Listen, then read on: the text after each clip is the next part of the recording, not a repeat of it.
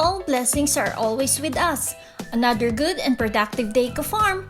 It was a very hard day and hard works for this segmented top grills upgrading for our Molen's Pinakbet Garden. This is our segment 03, vlog 106. You will observe how is the approach of our ka-farm Buddha in gradual fashion.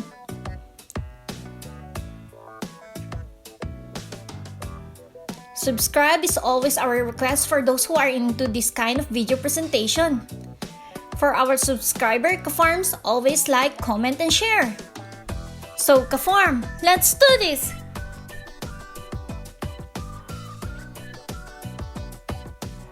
Let's join ka-farm Buddha for another challenging day.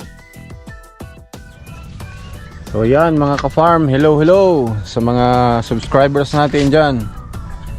Magandang araw po.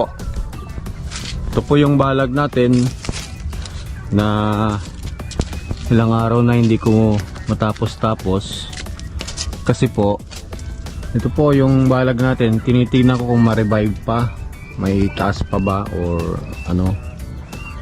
Kaya lang sinubukan ko po, hindi na kaya, marupok na. Tuwin na lang natin siyang panggatong, palitan na lang natin po siya ng bago para yung mga halaman dito sa ilalim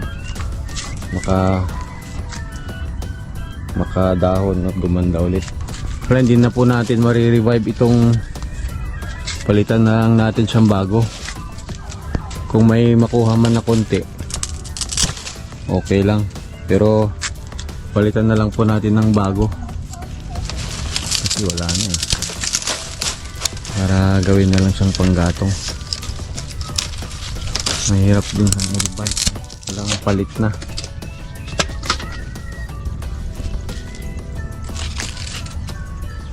So yan mga ka-farm, remodeling, restructure para mas maganda, mas matibay, no? So yan mga ka-farm, unti-unti nagiging clear na yung ating old na balag. So lumiliwanag na siya, mas madali nang i-set up yung bagong balag, mas madali na po kaysa yung i-revive yung old marupok na. Pag angat mo putol, bali. So mas maganda yung ganito. Yan, clear na po. Yan na mga ka-farm, maarawan na itong mga gulay natin at madali na itong set up pag ganito, unti-unti bago mag set up ng bago. Ibali yung gulay at ko naman, madaling namang magpatubo po ng yung gumagapang ng mga patola.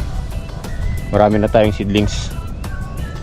So yan, huwag tayong manghinayang sa mga old, kasi old naman na ito, hindi na ito magbubunga ng maayos, hindi na rin siya makakadahon. Talagang lang ito, good for 4 months lang. Itong mga talong, itong mahaba pang buhay, mga eggplant yan, so magbubulak-bulak yan, arawan na eh.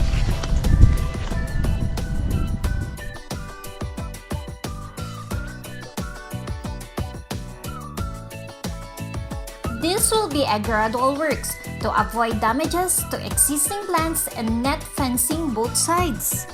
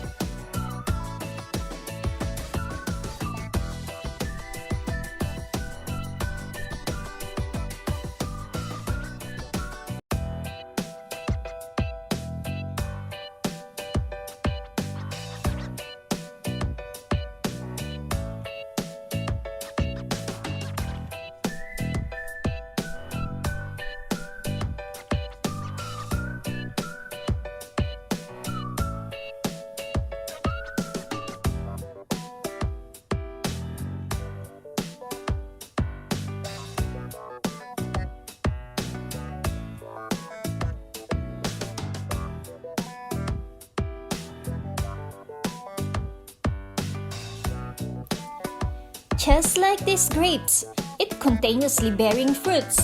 Definitely need to protect and have to be out from damaging prune.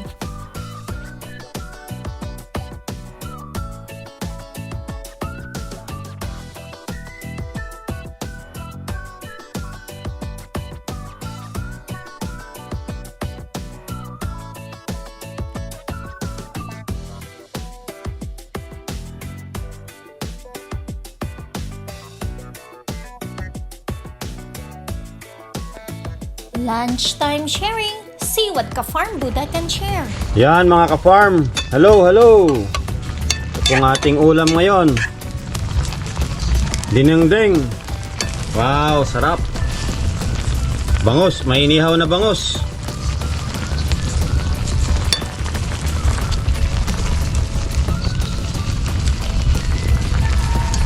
Yum, yum, yum. Kainan na. Ito ang natin.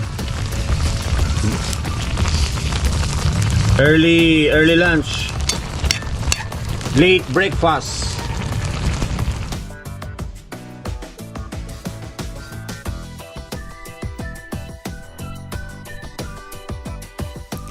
Join Ka-Farm Buddha. Lunch with his topless sexy body image. A real farm life man. Looks yummy lunch. That is his brunch.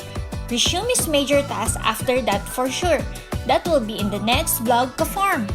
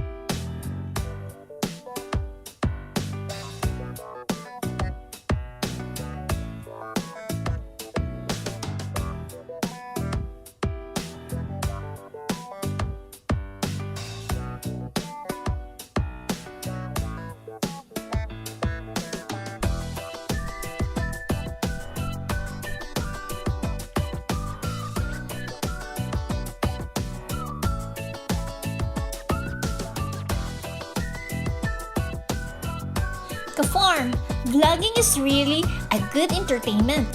Even required hard works, but it's worth sharing. Another vlog, another sharing. Segment 04 of MPG Top Grills upgrading via next vlog. See you in our next vlog. Keep on farming!